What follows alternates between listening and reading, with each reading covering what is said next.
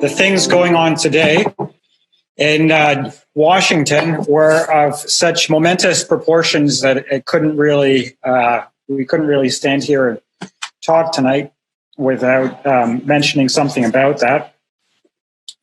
For anybody that doesn't know, there was absolutely massive crowds. You can see it in the picture there. I don't know how many people that would be, but I would think it's got to be like in the millions or something. There's a lot of heads going on.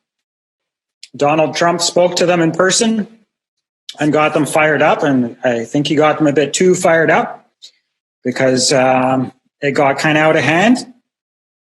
There were riots, and I don't know if everybody's up to speed, but today was the day when they're counting the electoral vote. So in the United States, when each individual votes, they don't vote actually directly for president. They vote for electors in their state.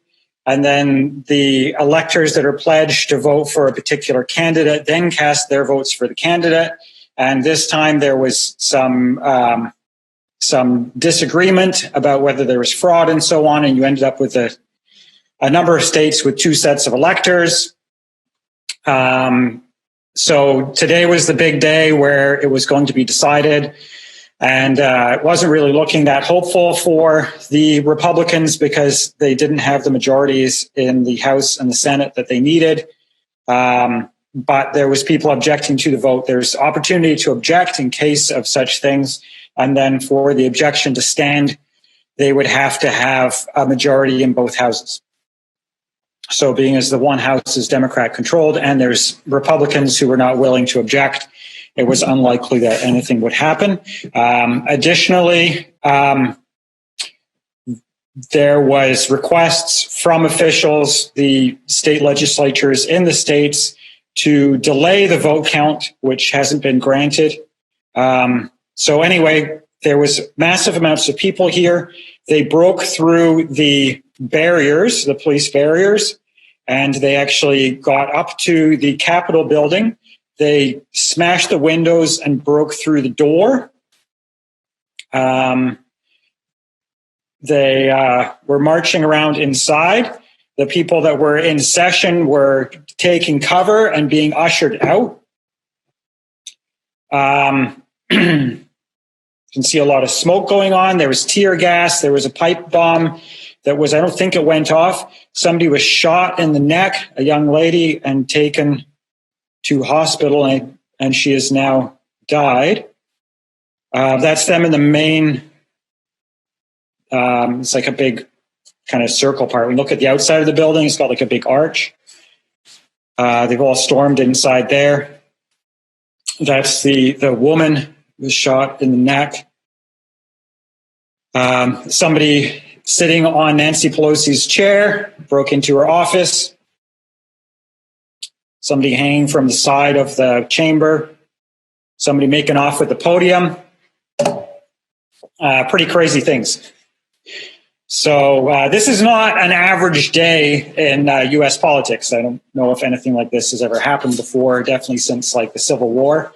Where exactly it will go, I believe, is anybody's guess. They have now called in the National Guard, and the Army's been getting the place under order and trying to ship people out. I'm not sure how they've got along with that by now. It was still going on when I left to come.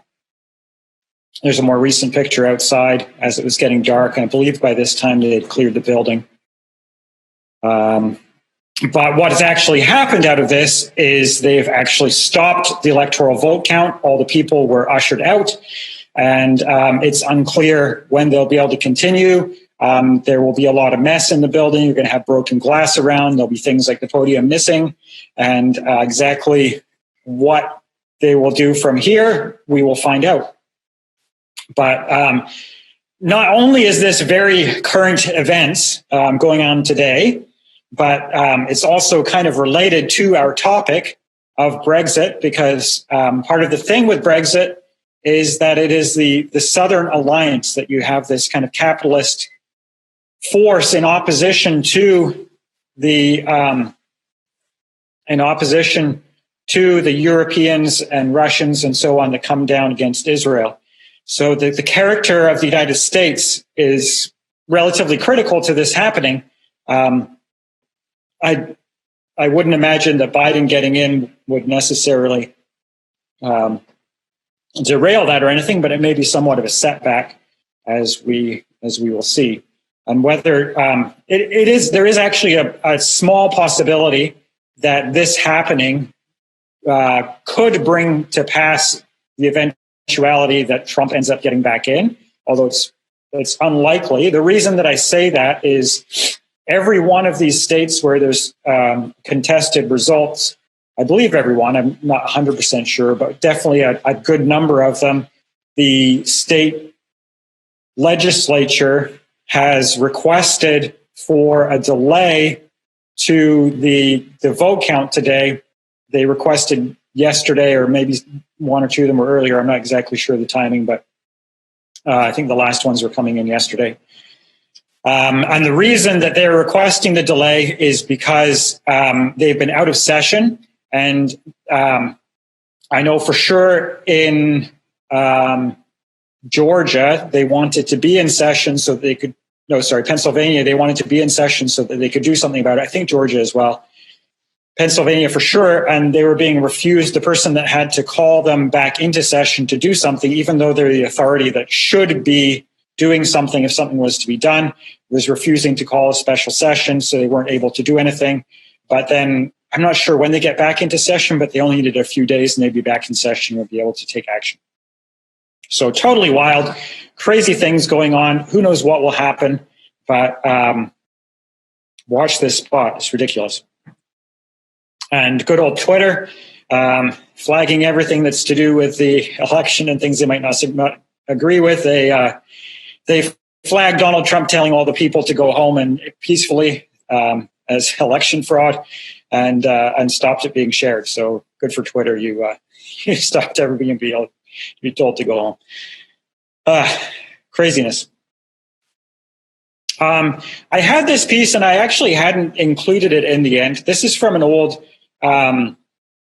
This is from an old Milestones from Brother Graham, and he's talking about the character of America and the relationship with Great Britain.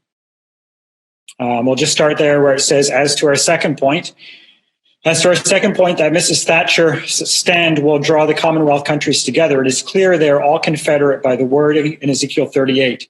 The opposing power of the south to the northern invader is expressed in verse 13. Sheba and Dedan and the merchants of Tarshish, with all the young lions thereof, shall say, these young lions of the old line, which includes America, are a world maritime group with a different outlook to the closely knit European community.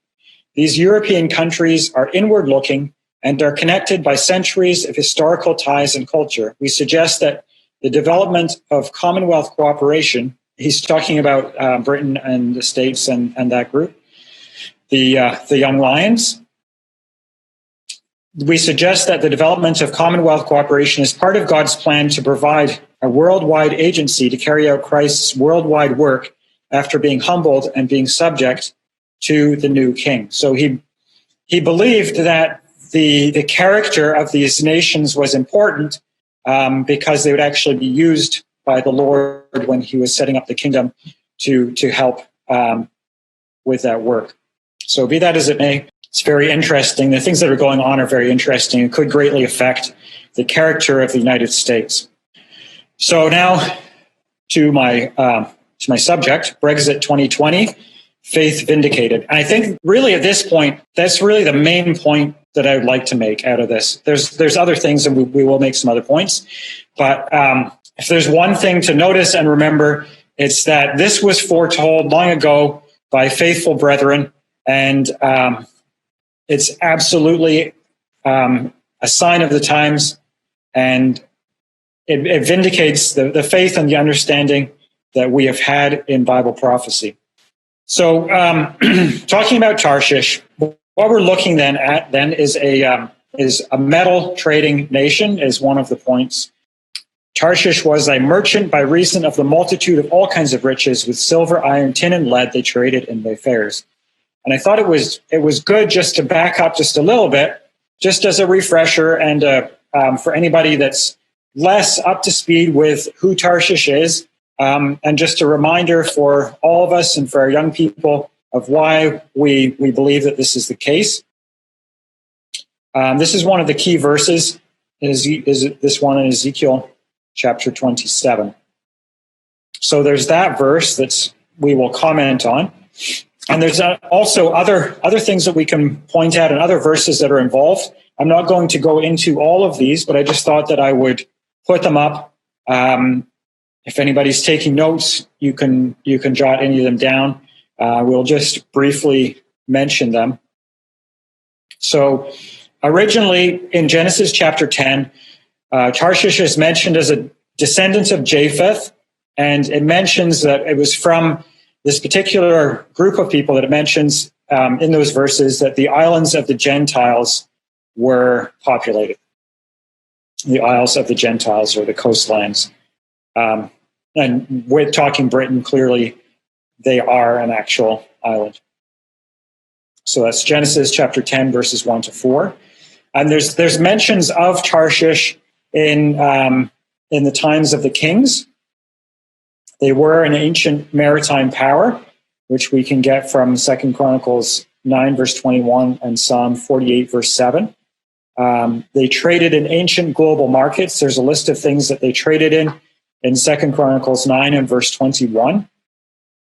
And we know from Jonah that they were the distant west of Israel, that if Jonah was looking for somewhere to flee away from his situation, away from God, as it says, that Tarshish was the place to go. It was like as far as you could possibly imagine away from Israel.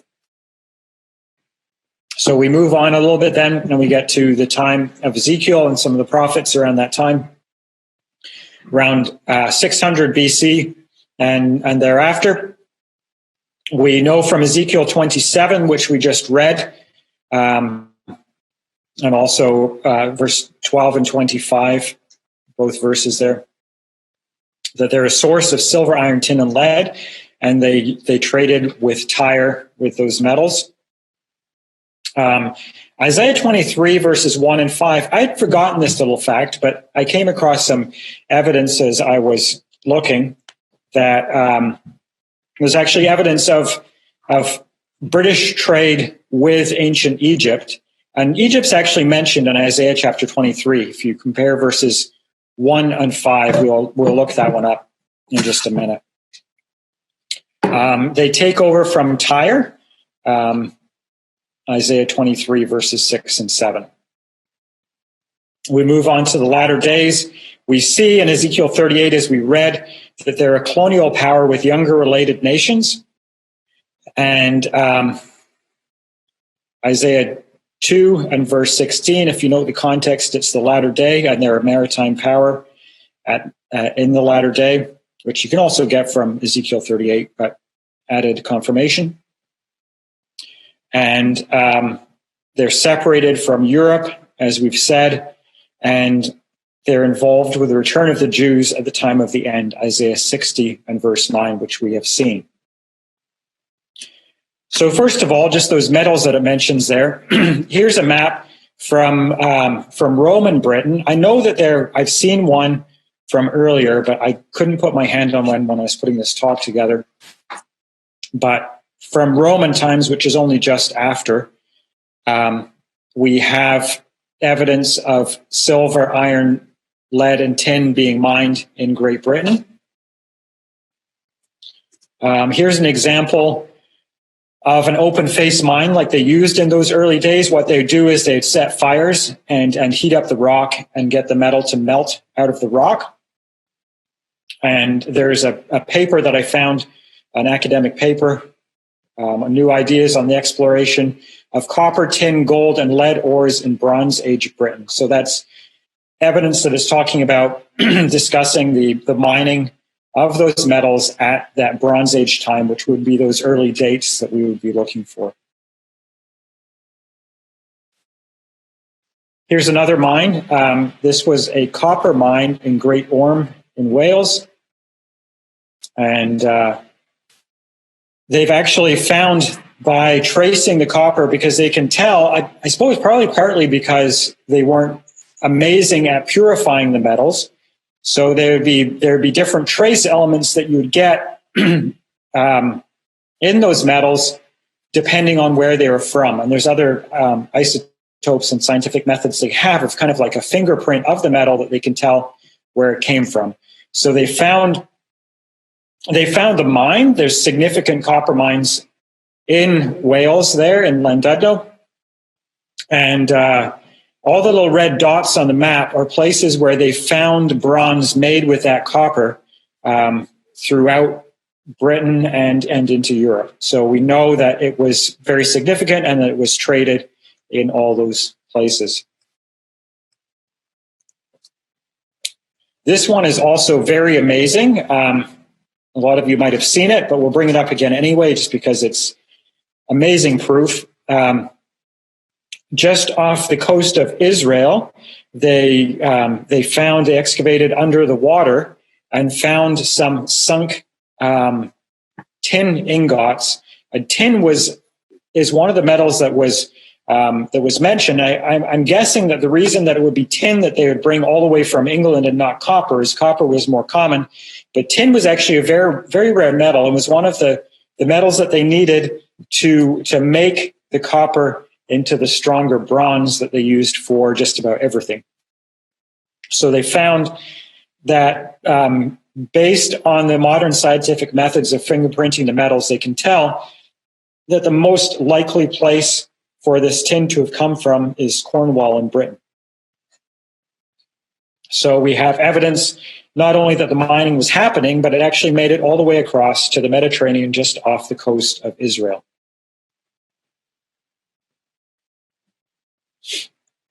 Here's a quote from that. The scholars used an earth-shattering approach to find out the mine's locus by using a combined approach of tin and lead isotopes together with trace elements. It's possible to narrow down the potential sources of tin for the first time, they write. The most logical source, according to the authors, the most likely suppliers of the 13th to 12th century BCE tin ingots from Israel are tin mines from Cornwall and Devon. So 12th and 13th century BCE is very early. So that would be, when would that be? That'd be like the times of the judges, I think.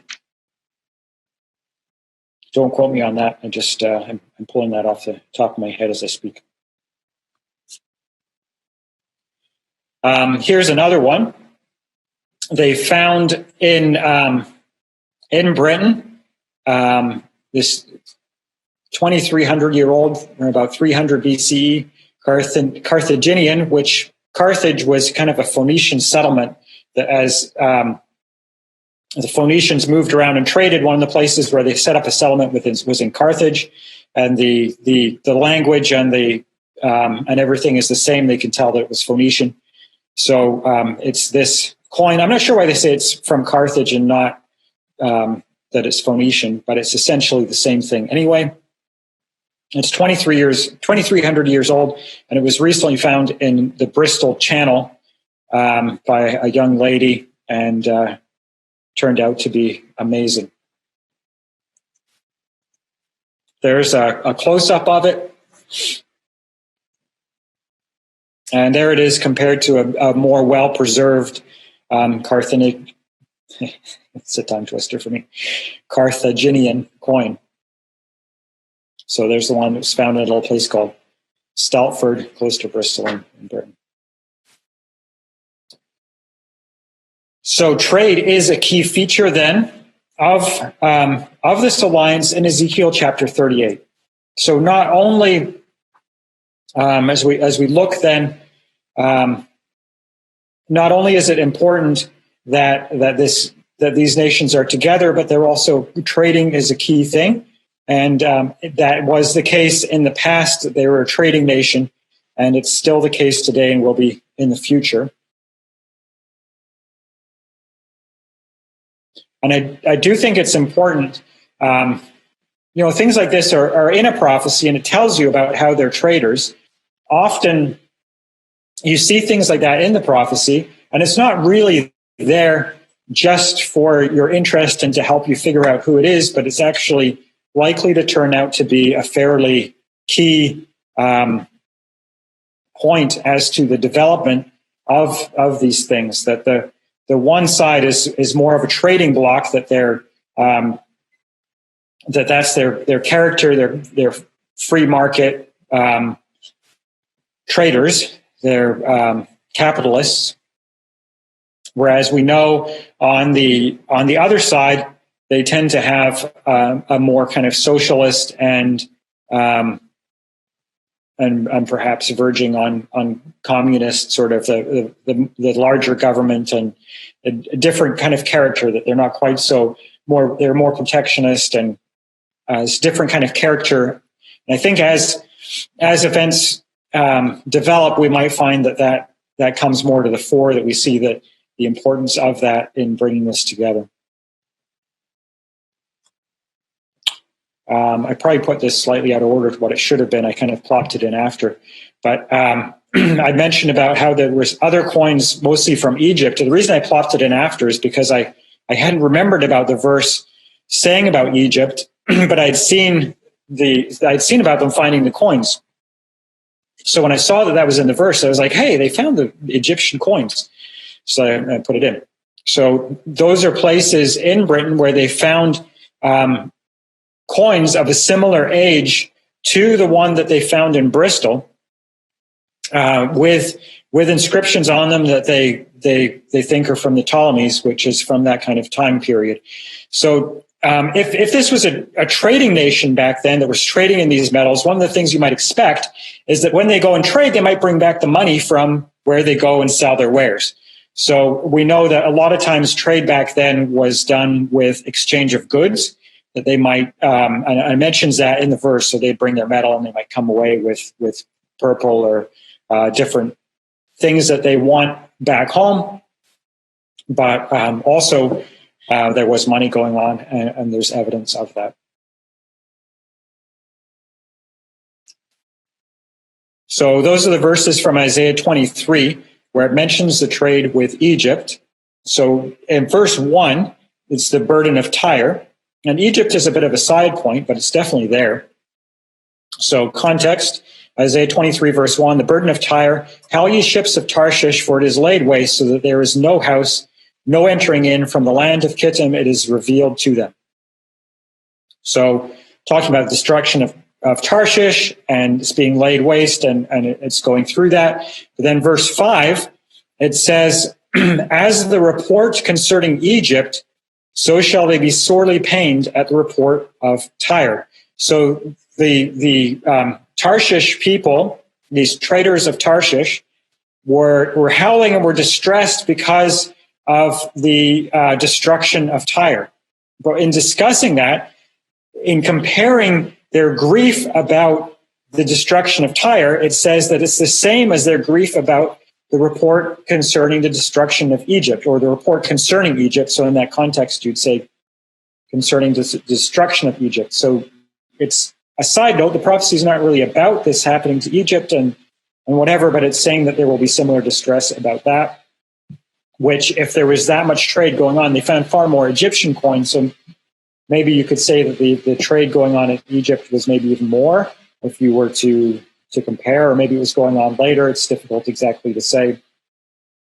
Although reading that verse, I would expect that Egypt was having the trouble earlier. But either way, both nations were involved with Tyre, and Tyre was distressed about what had happened to both nations.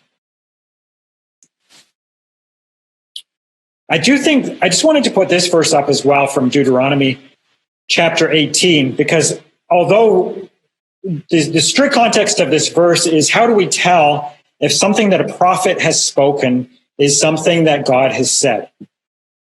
Let's read the verse together. Deuteronomy 18, verse 21. And if thou shalt say in thy heart, how shall we know the word which the Lord has not spoken? So if a prophet gets up and says something, how do we know whether they're just making it up or this is something that God has spoken? So what does he say?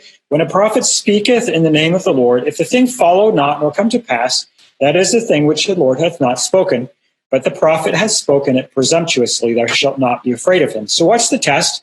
The test is if it comes to pass and it happens, you know that it's right.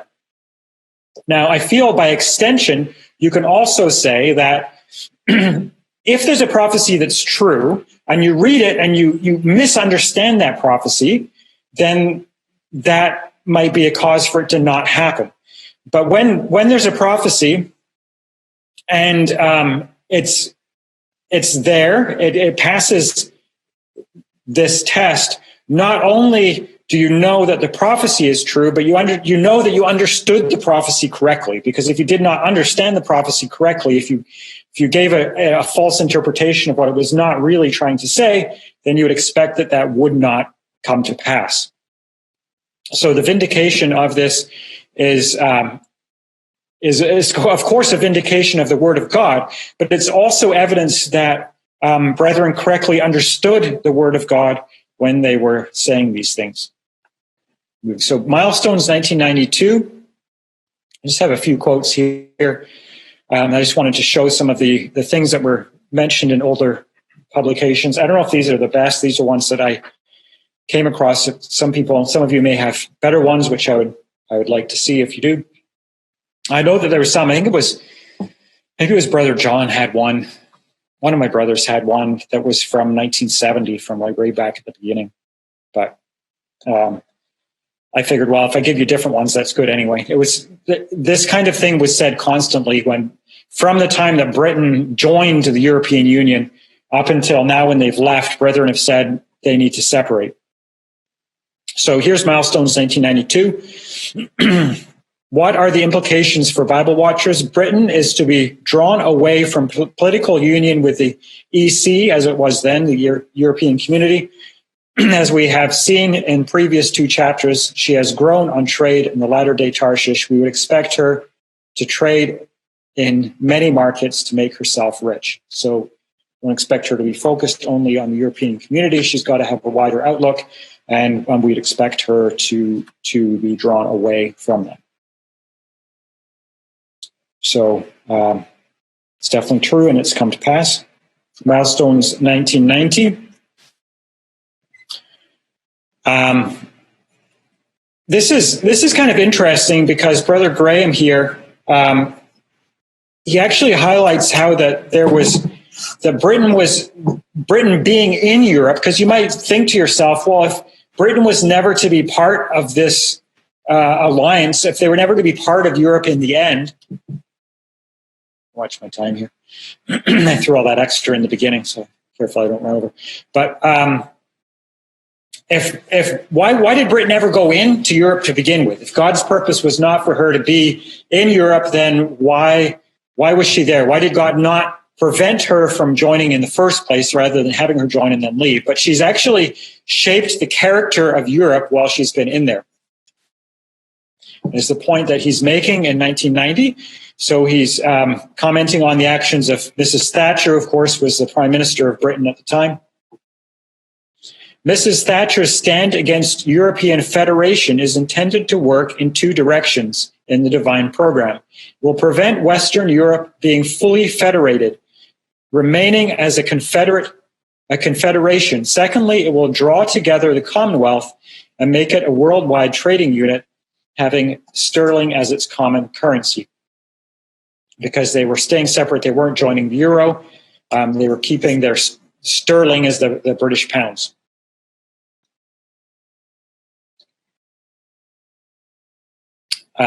So then you might wonder why he would say that. So he carries on down in the next red part. Our scriptural reason for emphasizing the confederation is the language of Revelation chapters 17 and 19. Although they indicate that it is the eighth beast that goeth into perdition or ruin, the detail clearly tells us the military power of the beast is exerted through its 10 horns. And the 10 horns which thou sawest, these have one mind, and shall give their power and strength unto the beast. These shall make war with the Lamb, and the Lamb shall overcome them. So his point is that this clearly talks about 10 horns or 10 individual powers that are giving the beast its power. So they're joining together and giving their power to the beast rather than just becoming kind of merged together into one homogeneous whole. There's the nationality is kept there. Like they are, a horn is like a power. So you have 10 horns, you have 10 individual powers. So they come together and they have the same purpose and they do the same things, but there's that individuality that is left there. So it's interesting because it was Britain that stood up and stopped that from happening, so they didn't become like the United States of America as kind of one federation where the individual states don't have their own armies, they don't have their own power nearly the same. They all are part of the one whole and act as a single country. So we expected that to be maintained because of the language there. And if you look, it's right in the context. The 10 horns which thou sawest, goes on, shall make war with the Lamb, and the Lamb shall overcome them.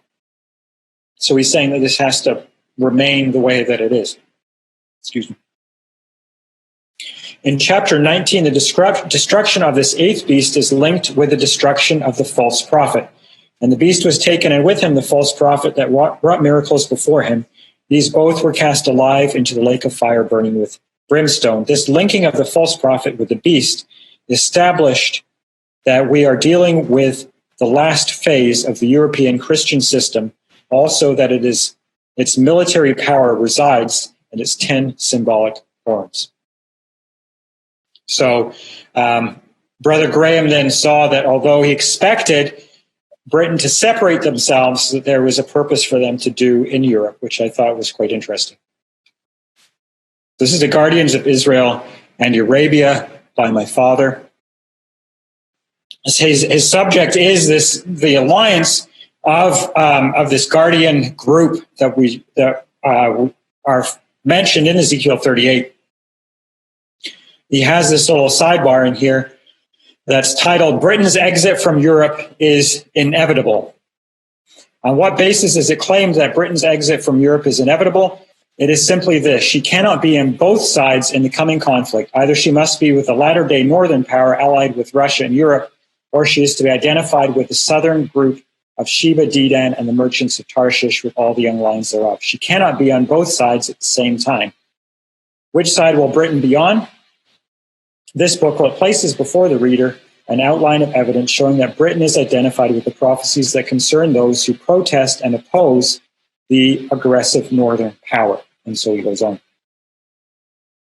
Again, in the cry of the prophets, Britain will separate from the European Union. And there's similar comment there. But I just put these up there really to say, look, this is the old book. I took photos of it to show this is actually from back then. I did have pictures of the title pages, but I ended up not putting them in the end, but I had the date on there. This is from, I believe this one was 1990, and the other one, which one? This one's the older one. Hang on a second. Okay, so Guardians of Israel and Arabia is 1990. And the other one is 1998, the one that we're on here. Guardian, sorry, I flipped it. This one is 1998. And you can see the little cartoon in the corner there that they're actually, I mean, pretty well the whole time there's been this tension between Britain and Europe as Britain's kind of held back on various things that the Europeans have wanted to do, and they've kind of been a dissenting voice in a lot of things. Okay, so now it's happened. They've pulled out, and they need to, and it's important because Brexit's happened, but they have their trade deals and they have their different things. So how much sovereignty do they have? The short answer is they have the sovereignty that they need. The important thing is for us looking at these prophecies, the most important thing anyway, there's more than one. I guess there's two main things that immediately come to mind.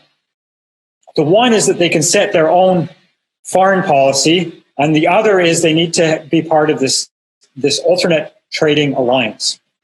So this particular article here points out about how they now have to develop their own foreign policy, which is good. Boris Johnson's post-Brexit trade deal passes into law, so it's actually happened. It's a done deal.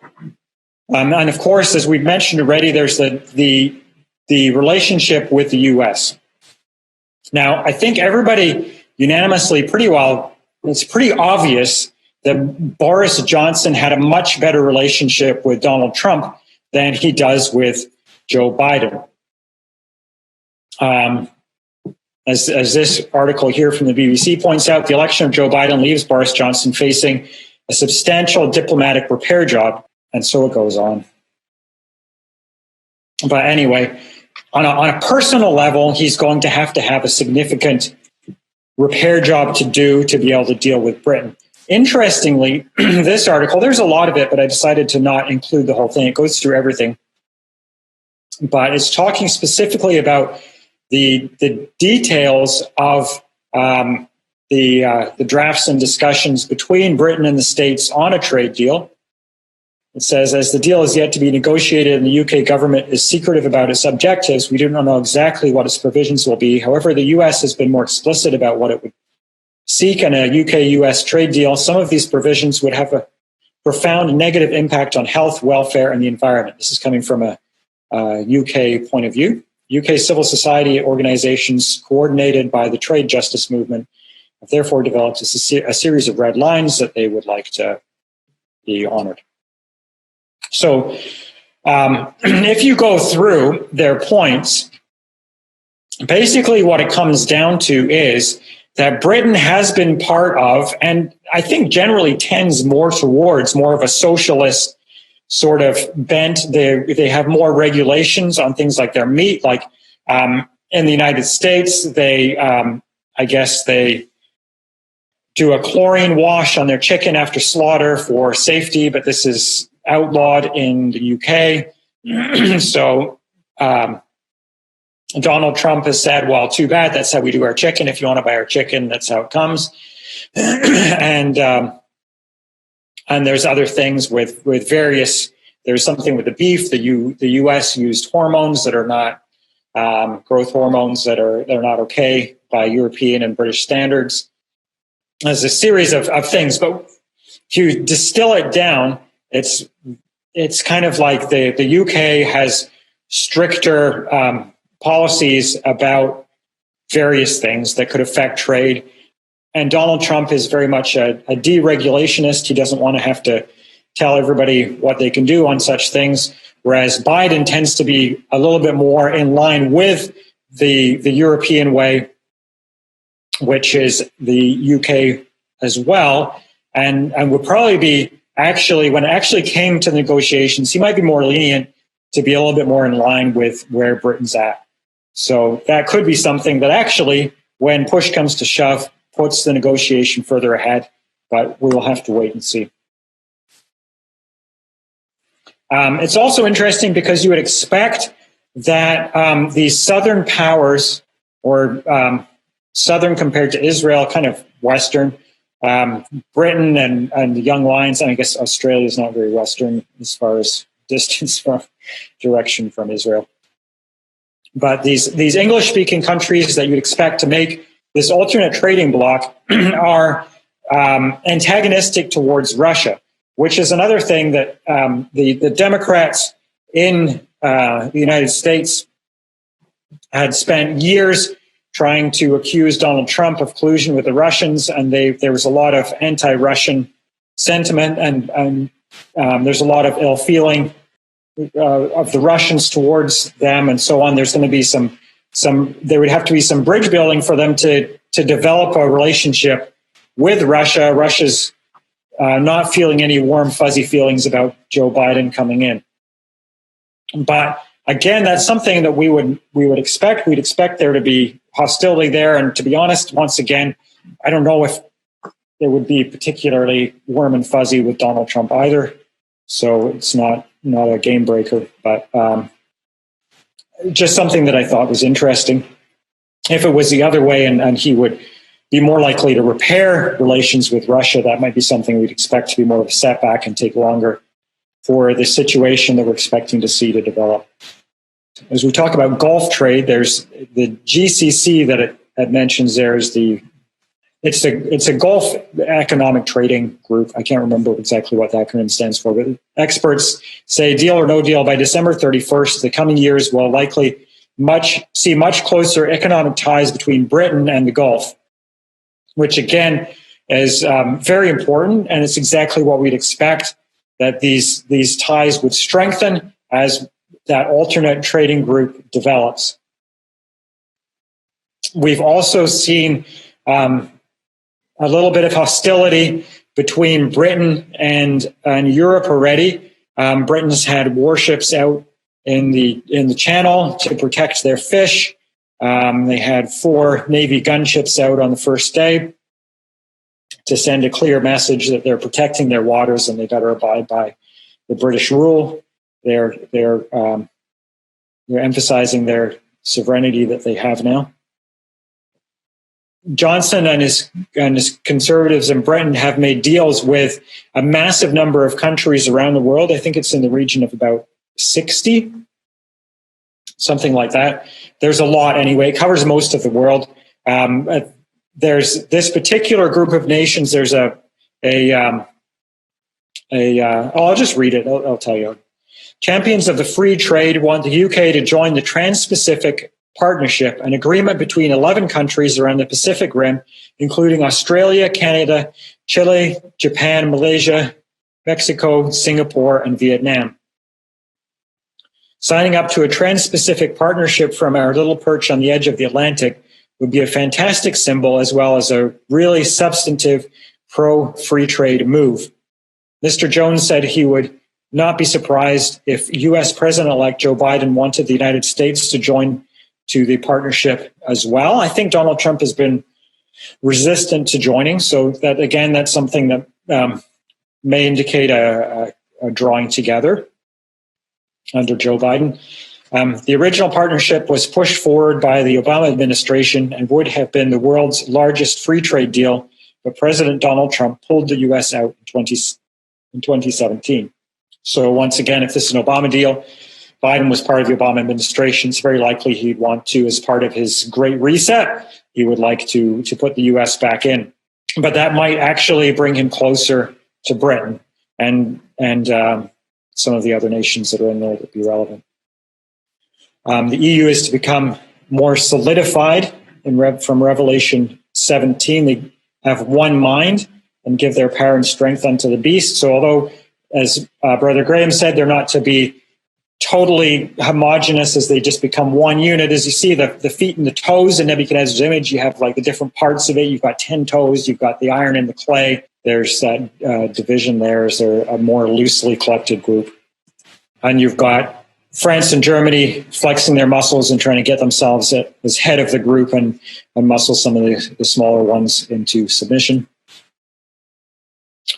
And again, they're trying to solidify their bloc, really. But you've got France and Germany that are stepping to the front and trying to get the rest to do what they want. I just thought I'd throw in here as well, because Iran is part of the northern group, and we're having a tremendous amount of tension between the West and Iran. They've announced that they're going to enrich uranium to 20%, which is a big problem. People have been speculating that Donald Trump could actually start a war with Iran before he finishes his term. Whether that's true or not, I'm not sure. But nevertheless, there's a massive amount of tension there, and it's not dying down anytime soon. And Rouhani actually declares that Trump would be dead in a few days as Iran-U.S. relations keep crumbling. So really, really not looking too friendly. But as we look at all these things, we just need to remember it's all in God's hands. And as it says here in Daniel 4, verse 17, this matter is by decree of the watchers and demand of the word of the holy ones, to the intent that the living may know that the Most High ruleth in the kingdom of men, and giveth it to whomsoever he will, and setteth up over it the basest of men. That's all I have. Thank you.